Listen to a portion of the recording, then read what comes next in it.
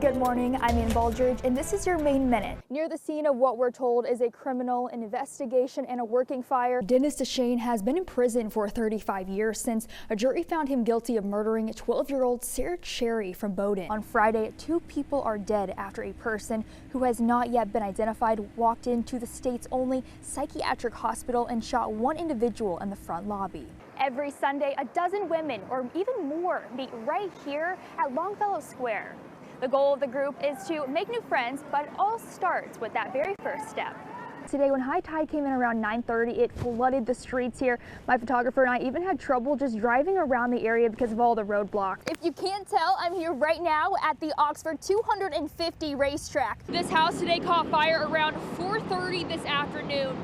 So far, more than 3,000 donors have donated more than $5 million to Lewis and Auburn Area Response Fund. From an oxygen tank to living and breathing on her own, what it took to get a woman from Maine to this point after the break. You can get some out too. Oh, just wow. like that. Oh my goodness. Well, that's pretty easy. First time for everything, guys. Another day walking the streets of Biddeford with a full wagon down to the encampment. And would you like hot coffee or hot chocolate? This is Tammy Harvison. She's here every day. We got breakfast and lunch bags because I've got appointments today, so I'm gonna fill you up for both. All right. It doesn't matter how you got here. It's how we can get you out of here is what really matters to me. She saw the unhoused population growing in her hometown and wanted to help in the memory of her daughter. I lost my oldest daughter, Brittany, back in 2016 to a distracted driver in Portland on Forest Ave. She was only 23 years old. And I am a mom of 3, and I taught my children very young to give back and to help. Doing what she would tell her daughters to do. From now on, when you want coffee or hot chocolate, you give me this and I'll fill this up for you every day. Yes, ma'am. Okay. And going that extra mile, helping them find jobs and housing. I can connect you with MaineWorks. This is what we do. This is why we love doing what we do. Is helping individuals like Thomas E. Well, who's been living at the encampment for a year now after his home was foreclosed on. We're cold all night long. We have people fighting all night long. You don't really sleep. You sleep with one eye open, basically. Literally, it feels like you're in prison. That's how I can say it. I've been to prison. I know how it is. Literally feels like you're in prison. He's not alone. Another couple says they were evicted from their apartment after a roommate wasn't paying rent for months. We've never been homeless in our life, ever, ever, ever. So it's really, really hard on us. Tammy and city officials are working to do all they can do to help. We're celebrating every success. We had a success yesterday. We did place an individual in a group home. It's the least that we can do. I'm blessed to be able to do this. Walking away with an empty wagon till they come back with dinner. Another group of bikers going Saturday joyriding. People are just rolling in here. This is so awesome. I just want to keep taking pictures because it's just amazing how many people are here. But they're riding this weekend to honor a life gone too soon.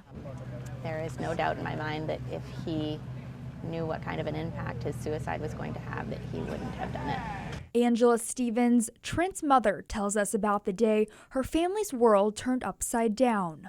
We went out bowling and he wasn't answering my text, so I went home just to talk to him and found him deceased at home. Trent was 18 years old and just graduated high school when he took his own life on June 19th of 2022. We had absolutely no idea that it was coming. We had no warning signs. Shortly after his death, his family started Stay for Life, a nonprofit for supporting men's mental health. There's a stigma around it sometimes, and you know, men feel that maybe they can't say when they're having a hard time. Whether a friend or stranger to Trent, the bikers here Saturday are sending a message that you're not alone. I would say probably more than half of these people either know someone who died of suicide or they themselves have contemplated suicide. I tingle inside when I think about it, and you know, I just have to wonder, and we've talked about it many times, you know, how could he not know that he was this loved? In his loving memory, Stay for Life will ride on. In Wells and Baldridge, New Center, Maine. What makes places meaningful are always the people.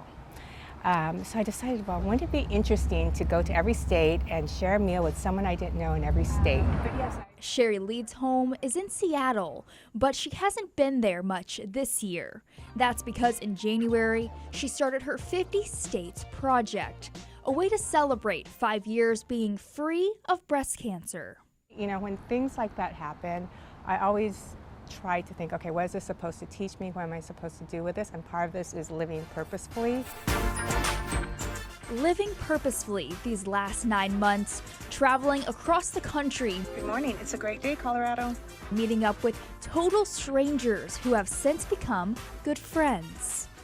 You find what you're looking for.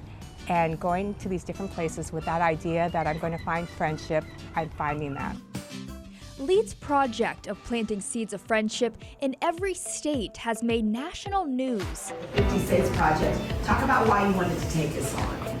But to her, it's about the people she's met, from ages 20 to 60, all from different backgrounds and walks of life. My only criteria was that they communicate well with me. So when I was looking for women, I just needed them to email or text well with me since I'm flying out to meet them, and a lot of places aren't easy to get to, especially from Seattle. She's now in Maine, her 42nd state, meeting a woman from Cushing for the first time. But we were in this online group for entrepreneurs, and I had a few states left. I needed to find people, and so I just put those states on that board, and she was one of the ones that reached out and said, hey, I'm in Maine.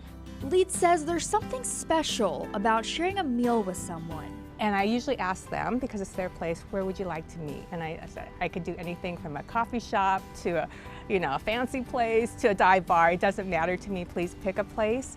It brings a personality out, and it's just something special about being able to literally break bread with someone you don't know.